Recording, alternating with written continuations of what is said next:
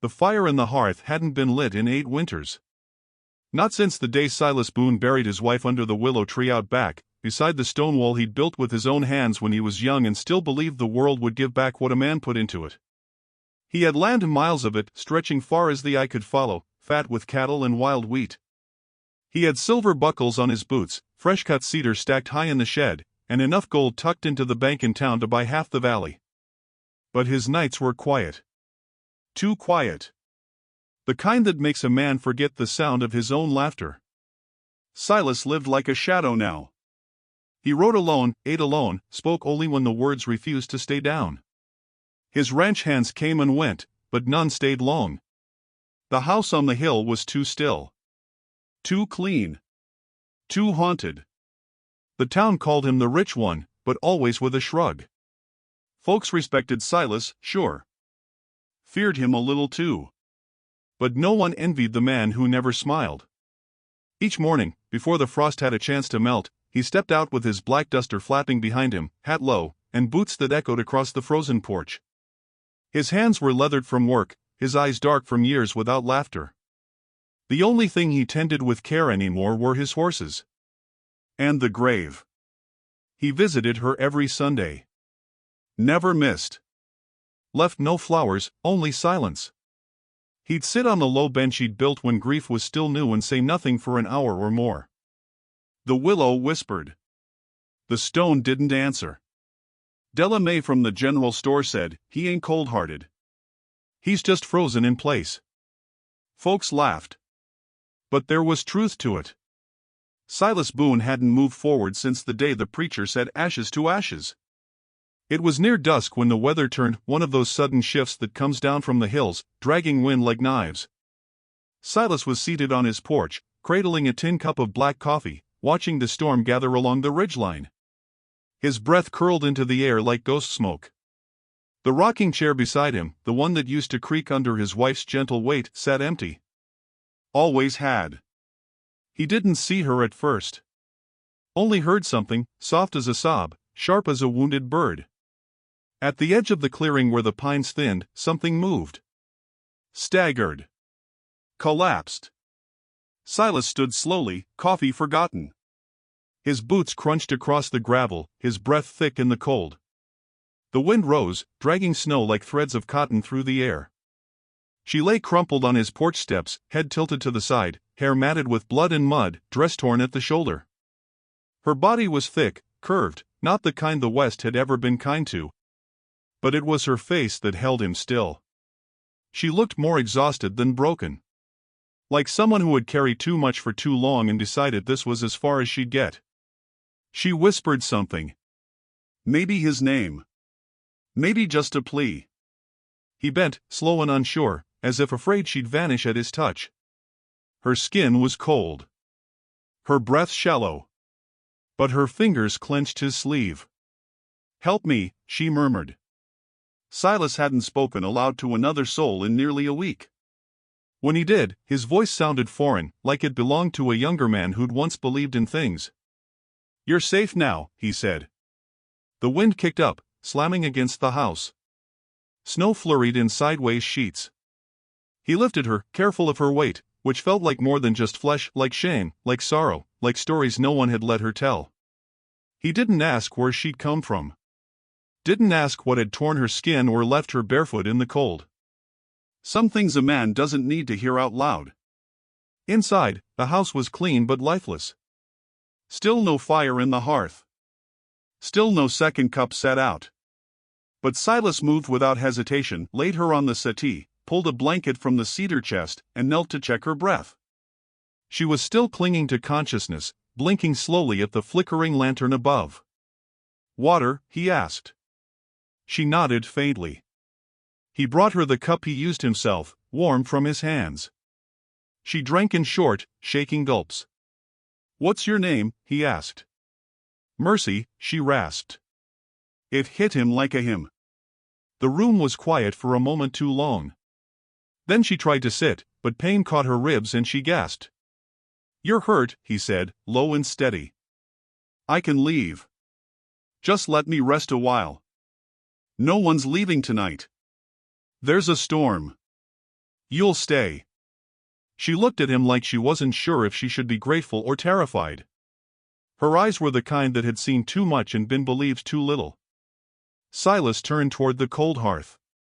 Stared at it a moment. Then, wordless, he knelt down and reached for the firewood he hadn't touched in nearly a decade. The logs groaned as he laid them. The flint struck once. Then again.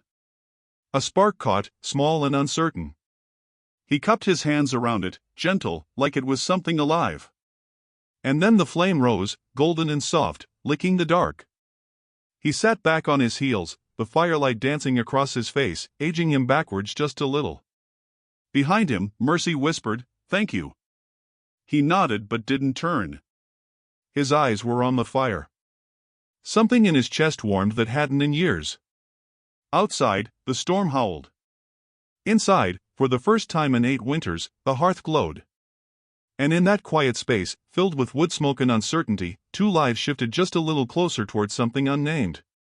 The rocking chair creaked once, slow and low, as if the house itself was remembering. The morning came heavy with frost. The windows fogged soft, the kind of blur that made the world seem gentler than it was. Inside, the fire from the night before still murmured in the hearth, casting golden flickers against wood-paneled walls that had forgotten the sound of breath shared. Mercy stirred on the settee, the quilt slipping from her shoulder. Her eyes opened slow, warily, as though unsure if she'd woken into safety or another lie. For a moment she just listened, boots pacing the porch outside, the cry of a horse, a kettle hissing faintly from the kitchen. Then the pain found her ribs again, sharp and familiar. She winced, shifted, and sat upright like a woman bracing for scorn. But no blow came. No voice barked at her to move. Only the soft smell of something warm, coffee, maybe bread, and the rhythmic hush of wind against the windows. She blinked toward the fire and found a folded blanket beside her, a basin of clean water, and a comb resting atop a linen towel. Things prepared not in haste, but in care. That's what startled her most. She didn't remember much, just boots and snow, the collapse of her knees, and the deep voice that had said "You're safe." Maybe a dream, maybe not. But this place, this warmth, this silence, it was real. The door creaked open and she flinched out of instinct. Silas Boone stepped in, coat dusted with snow, a bundle of firewood cradled in one arm. He paused when he saw her awake. Not startled, not ashamed. Just quiet. "You're up," he said. She nodded, voice still tucked somewhere behind her bruises. "I didn't mean to stay," she managed. He set the wood down gently, as if not to scare the fire. "You fell on my porch. You'll leave when you're stronger. Not before." Her eyes darted toward the door, then to him again. "I can work," she said, too quickly. Silas shook his head. "You don't owe me labor. Just rest." She didn't know what to do with that. After a silence that felt like a held breath, he gestured toward the chair across from the fire. "Sit if you're able. There's coffee." She stood slowly, knees trembling. Her frame full, bruised, soft in the way men liked to mock, swayed slightly as she moved. But she made it to the chair and lowered herself with the grace of someone used to making herself small. He handed her the mug. She reached for it with both hands, her fingers brushing his. She pulled back too fast. "Thank you," she whispered. "What's your name?" he asked. She hesitated. "Mercy." He looked at her for a long second. Not with pity. Not even surprise. Just a kind of reverent acceptance. As if her name had already lived somewhere in him, waiting to be spoken aloud. She sipped the coffee, and for the first time in years, the warmth went all the way down. That afternoon, she tried to sweep the hearth. Silas stopped her with a gentle word and a plate of stew. That evening, she asked if she could clean the porch. He brought her boots and told her the frost would do it better. By the 3rd day, her bruises were fading, but the shame beneath them stayed. Doc Halford arrived quietly, summoned not with urgency but with respect. He examined her ribs, mumbled about cracked cartilage and lucky breaks, then wrapped her tight in linen and left her a small bottle of laudanum. "She needs time, not whispers," he said to Silas before tipping his hat and riding off. Still, the whispers came. By the week's end, Mercy had ventured into town with Silas's coins tucked into her shawl. She kept her head low as she walked through the general store. Her dress was loose, her cheeks still mottled with old bruises. But it was her size that drew the stares. The extra softness in her arms. The way she occupied space without apology. Delamay's mouth curled sideways. Didn't think the Boone place had room for guests. Mercy didn't respond. Just placed flour and salt on the counter and waited. A younger woman muttered, "That's the one who ran from Boyd Lark." Heard she bit his hand clean off. Another voice replied, "Bit his pride, more like. She's still wearing his shame." Mercy's fingers trembled as she handed over the coins. She walked out of the store carrying 2 paper-wrapped parcels, shoulders straight, tears burning behind her eyes but refusing to fall. When she returned to the ranch, Silas was splitting wood behind the barn. She set the parcels on the kitchen table without a word, turned her back to him, and stood facing the cold stove. He came in some time later, brushing snow from his collar. "Was the store kind?" She said nothing. Her silence was answer enough. He crossed the room slowly and took one of the parcels, setting it aside. "You don't have to explain," he said. She didn't turn to face him. "I do," she replied, voice low. "I need to say it out loud at least once." So she told him. Told him about Boyd. About the years spent sleeping with one eye open. The time he locked her outside during snowfall. The time she bled. The time she begged. The baby that came still, and the silence that followed.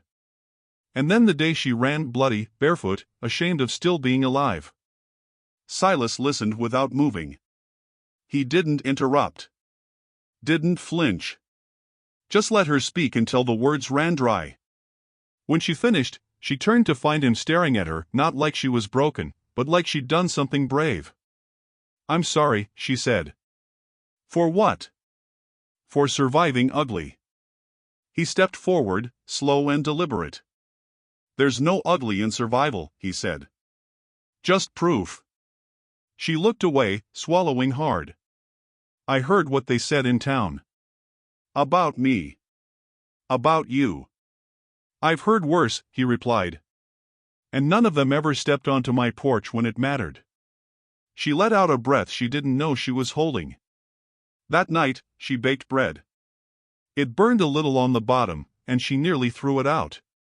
But Silas broke off a piece and ate it with care, like it was a holy thing. "It's bitter," she warned. "It's warm," he answered. After she went to bed, he sat by the fire long into the night. Not out of worry, but because the room no longer felt hollow. The rocking chair beside him creaked gently. Not from wind, but from hope beginning to settle its weight. The snow melted slower that spring, as if the land wasn't ready to wait just yet. But inside the Boone house, warmth returned like a secret kept between old floorboards and soft gestures. The fire in the hearth had become habit now. Each morning, Mercy would rise before the sky changed, wrap herself in a wool shawl, and light it with the same careful hands that had once shielded bruises. The heat felt different here. Chosen, not feared. Silas said little in the mornings. He'd nod to her when he came in from feeding the horses, his coat damp with frost and silence. Mercy had learned to read the language he used instead of words, the way he set 2 mugs on the table now, not one, how he polished the spare rocking chair on the porch without mention, the small bag of flour left beside her knitting, though she never asked for it. Some days, they spoke more with their silences than others did with sermons. The house, once sterile with grief, now bore traces of Mercy's presence, not loud or decorative, but meaningful. A fresh linen on the table. A jar of dried sage in the window. The scent of something baking on good days, and burned on the others.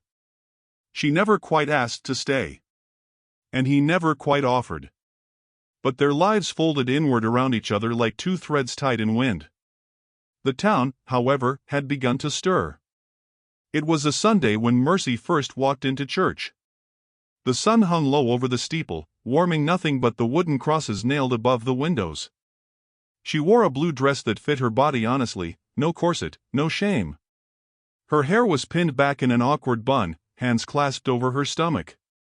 She entered alone. Silas was already seated 3 pews from the front, near the aisle. He didn't turn to look when she walked in, but he shifted slightly, leaving his space. The preacher, Reverend Ames, was mid-sermon, and let us pray for those who turn from their vows, who take the Lord's covenant and drag it through mud and bruises. Mercy paused at the threshold. Every pair of eyes seemed to find her, then politely look away as if glancing had dirted them. She made her way to the bench nearest the back. She didn't cry. She didn't kneel. But she stayed through every word, back straight, chin high. Outside, Della May was waiting like frost on spring grass. "Quite the entrance," she murmured. "The Boone place gets livelier by the week." Mercy met her eyes. "I was there for kindness. Not a parade." Della sniffed. "Some of us had to earn kindness." Mercy let the words pass. She'd learned how not to swallow poison just to prove she was polite. Later that afternoon, as she kneaded dough in the kitchen, her hands trembled, not from fear, but memory. She pushed harder. The flour clung to her wrists like snow. Silas entered quietly and leaned in the doorway. He said nothing, just watched. "They all looked at me," she said without turning. "They did. They know what Boyd did." "They guess," he said, "but they'll never know." She turned then. "They think I deserve less because I didn't stay." He moved toward the table, pulled out a chair, "And Saturday you stayed too long. That's what they don't understand." Her hands slowed. "You think I should have gone back?" "I think," he said gently, "you did the hardest thing a person can do. You ran before you forgot how." She didn't cry, but the dough grew wetter with every fold. That night, she set 2 loaves on the windowsill to rise. One rose high and perfect. The other sagged, too wet, like it had collapsed inward. She left them both there. On purpose. The next morning, Silas ate from the flatter loaf. The rhythm of the ranch settled into a kind of shared grace. Mercy learned the horses by name, though she didn't ride. She mended shirts, replanted the kitchen herbs, and made supper with hands that had once only known how to brace. Silas, for his part, spoke more often. Not long sentences. Just phrases dropped like breadcrumbs, "Storm's coming." "You fixed the roofline." "That's due, best I've had since '09. He never praised her looks. Never commented on her size.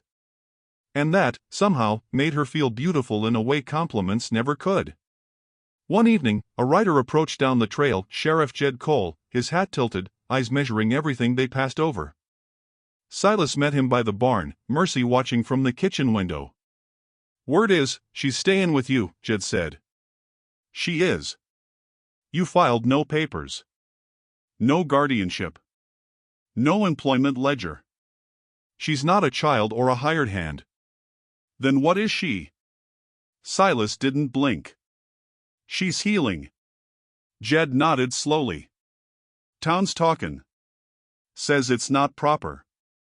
"I'm not building a chapel," Silas said. "I'm feeding someone who was starving." Jed sighed. "You've earned a lot of peace in this county, Boone. Don't burn it down." "She's not fire," Silas replied, his voice quiet but certain. "She's the reason I lit one again." When he returned inside, Mercy didn't ask what was said. He just brought her shawl to her shoulders and whispered, "No one tells me who to shelter under my roof." But she still carried it, the weight of town eyes, of whispered names, of bread bought with shame. The next market day, she returned to town alone. At the store, the gossip was louder. "She's still living there?" "She's fat enough to break that man's porch." "I heard he never locks the door now." "What else is she letting in?" Mercy moved through the aisles calmly, but her hands shook when she counted the coins. Her lip bled where she'd bit it too hard. Back at the ranch, she spilled the flour when trying to bake. Silas found her scrubbing the counter with salt, tears dripping onto the boards. He touched her shoulder. She froze. "Why do you still let me stay?" she asked, voice raw. He didn't answer right away. Then, "Because I don't want the fire to go out again." She turned slowly, her eyes wide. Not in disbelief, but in the awful, aching fear that she might believe him. That night, she tried once more to bake. The bread came out misshapen, uneven, with one side darker than the other. She nearly hid it. But Silas, without ceremony, took a slice, buttered it, and said, "Best yet." She smiled then. Not wide. Just enough to show that the quiet was beginning to bloom into something else. Something warm. And worth staying for. The wind turned warm by late April, and the peach trees along the creek bloomed with quiet confidence. Everything that had survived the winter now leaned gently toward the light. Horses shed their coats, calves found their legs, and even the dust seemed to settle softer. In town, women tied ribbons to their bonnets again, and men talked crops instead of cold. But Mercy still walked like someone expecting the door to slam shut behind her. She had learned to bake without burning, so without pricking her fingers, and speak with the quiet grace of a woman who knew her place and then chose to stand outside it anyway. But every kindness came with a shadow. For every nod at the general store, there was a whisper behind it. For every smile at the post office, a question was folded underneath. She didn't ask for anything, not even affection. Silas offered it in small ways, setting her cup out first in the morning, smoothing the splinter on her favorite chair, watching her hands when he thought she wouldn't notice. But it wasn't enough. Not for the town. Delamay said it plain one day while Mercy stood in line behind her at the dry goods counter. A woman living with a man that long and not married, well, that's not charity. That's just indecent. Mercy held the jar of molasses tighter and said nothing. She left town with her head high, but her heart tucked away. Shame, she'd learned, doesn't always come with bruises. Sometimes it comes in well-dressed phrases and nods that say we see you, even if we don't speak it aloud. That evening, she found Silas on the porch, carving a new fence rail. He glanced at her hands, still trembling from restraint. "They said I should marry you," she said without ceremony. He didn't flinch. Just set down his knife and looked out toward the fading hills. "Is that what you want?" She sat beside him, both of them watching the sky burn gold before slipping into indigo. "I don't know," she admitted. "I just know I don't want to keep being your question mark." He didn't speak. But after a moment, he reached into the pocket of his coat and pulled out a folded slip of paper. He held it toward her with fingers that didn't shake. She took it carefully. The edges were worn, like he'd opened it more than once. The ink, dark and sure. Her name written beside his. Marriage license. Dated for tomorrow. Her breath caught. Not because of the paper. But because of what wasn't said. "You already signed it," she murmured. He nodded. 2 weeks ago. "Why didn't you say anything?" "Because I needed you to heal before you felt like you owed me anything." She looked at him then, really looked at the creases around his mouth from years of silence, the broad hands resting still in his lap, the softness behind his eyes that hadn't been there last winter. "You waited. I would have waited longer." She folded the paper and set it on her lap, as if testing its weight. "I'm not what most men would choose," she said, voice low. "I'm not most men. I'm not graceful. You light fires better than I do. I'm not always easy to look at." He turned to her then, fully. "You're not easy to forget." The sky deepened to navy. A lantern flickered on in the kitchen. The horses nickered softly in the barn, and for a long while neither of them moved. Then, quiet as breath, she said, "If I marry you, the town'll say you settled." He shook his head once. "They'll say I finally stopped being alone." In the morning, the sun rose red and full over the hills. Mercy braided her hair, not for prettiness but for courage. She wore a plain dress the color of sage and didn't hide the roundness of her hips or the scars still fading on her wrists. When she stepped into town beside Silas, every door seemed to pause mid-hinge. The sheriff tipped his hat. Delamay pursed her lips. A group of children stared until their mother pulled them away with a hiss. They walked side by side into the courthouse.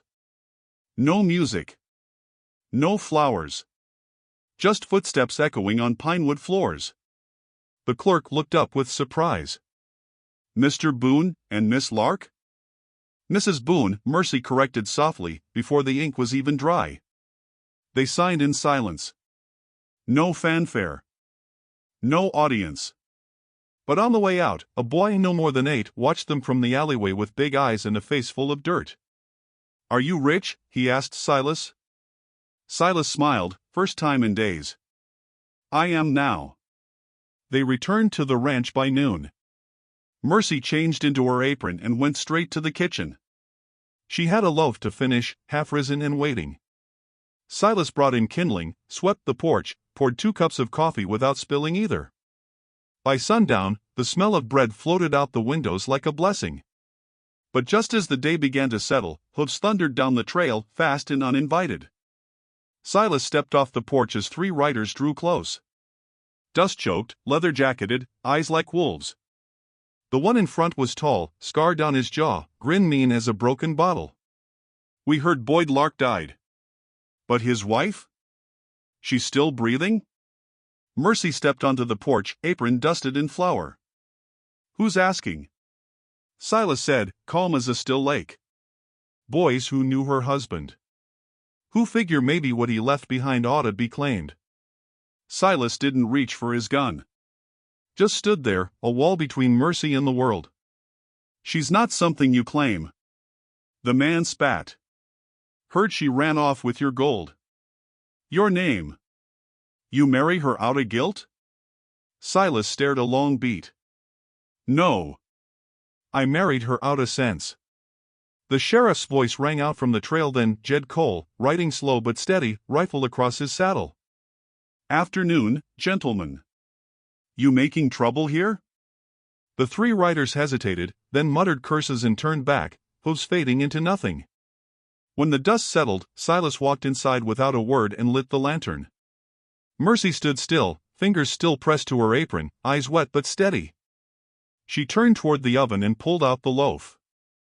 A little burnt on the edges. Still warm in the center. She set it on the table, sliced 2 pieces, and said, "We'll eat together, now." Silas nodded, and for the first time, his hands shook as he reached for the bread. Outside, the wind carried the scent of home. And inside, something unspoken finally found its name. The sky wore gold that evening, and the valley exhaled. Wildflowers had started pushing up along the fence line, bold in their blooming, as if the earth had decided it was safe to be soft again.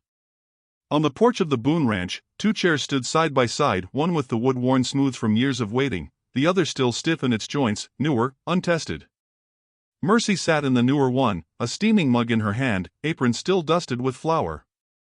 Silas sat beside her, his elbows resting on his knees, eyes scanning the land he'd once walked like a ghost. The porch had always been a place for silence, but now it felt filled, soft with the presence of someone who didn't ask to be loved out loud. The wedding had come and gone without lace or trumpet, and still, the town hadn't stopped staring. Della May had stopped by earlier that week with a jar of peach preserves and a mouthful of warning. "They're still talking," she said, placing the jar down like it was payment. "Some folks think it ain't right. A man with money and land marrying a woman with scars and secrets." Mercy hadn't flinched. She only smiled, set a second jar of pickles beside it, and replied, "Good. Let 'em talk. I hope they never run out of breath." But now, the talking had grown teeth. A note had arrived that morning, tied to a rock and left near the barn gate. No name signed. Just a message scrawled in shaking ink. "Fat woman, stolen name. You don't belong." Silas had read it once and burned it in the stove without a word. But Mercy saw how his hands lingered near the flames longer than they needed to. She saw how he checked the locks twice before bed. Now, as dusk pulled across the plains, a hush settled too deep to ignore. "I can leave," she said, voice calm as water. Silas turned slowly, brow furrowed. "Why would you say that?" "Because someone wants me gone. Maybe more than one." "You think I care what they want?" "I think you've lived quiet for a long time. I don't want to be the noise that makes you regret lighting your fire again." Silas leaned back in his chair, the old wood creaking under his weight. He looked at her as though he could see all the way back to the cellar she'd once hidden in, the bruises she carried like old letters never mailed. "You're not noise," he said. "You're the sound this house forgot it needed." Her eyes watered, but she nodded. She was still learning how to believe kindness didn't have a hook in it. And then, hooves. Fast, not many, but too sure. Coming up the path like they'd been there before. Silas stood first. Mercy followed, hands still clutching the mug, breath held tight. 3 men rode up in a cloud of dust and arrogance. The same men who'd come weeks ago, now meaner with the absence of power. The tall one, the scar-jawed one, dismounted first. "You got what ain't yours." Silas didn't reach for a weapon. He only stepped forward, solid as the barn behind him. "She belongs to herself. That's more than you ever understood." The man laughed, sharp and cruel. "Boyd Lark owed us gold, land, and that fat cow of a wife of his? She's part of the debt." Mercy stepped forward then, slow and steady. She didn't speak until she was level with Silas. "She's not a debt," she said. "She's a woman who stopped kneeling." The man drew a pistol, careless and quick. Silas didn't blink. But the shot didn't come. Because behind the riders, a dozen neighbors had gathered quietly, almost invisible. Doc Halford, the blacksmith, 2 ranch hands from the next field over. Even the sheriff, rifle cradled like a newborn. "We're tired of this," Jed said from atop his saddle. "This isn't justice. This is cowardice dressed in hate." The man with the gun looked around, jaw twitching. Mercy held his eyes. "Shoot me if you must. But know this: every woman you've ever tried to break will live longer in silence than you will in shame." The gun dropped. He turned without a word, spat in the dirt, and rode off. The others followed. The neighbors didn't cheer. They didn't clap. They simply nodded and went home, like dust after a windstorm. Silas let out a breath he hadn't realized he was holding. His hands finally dropped from their fists. Mercy walked back to the porch, sat down in her chair, and picked up her mug. It was still warm. Silas joined her. They didn't speak for a while. The stars came out, one by one, shy and flickering. Then Mercy whispered, "They'll keep coming." "Then we'll keep sitting," he replied. Her hand found his. And there, under the wide western sky, 2 chairs finally earned their place. One weathered, one new, but both occupied by souls who had survived loneliness, shame, and silence. The fire inside the house kept burning, slow and steady. And the rocking chairs creaked, not with fear or memory, but with peace finally learned. Sometimes, the loudest victories aren't won with fists. They're claimed on porches, under stars, beside someone who sees you fully and stays anyway.